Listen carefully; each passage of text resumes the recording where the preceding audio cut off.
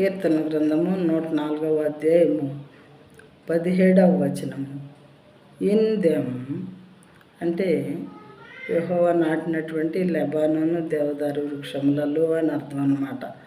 In them అంటే in them the birds build their nest, the stork has her home in the fir trees.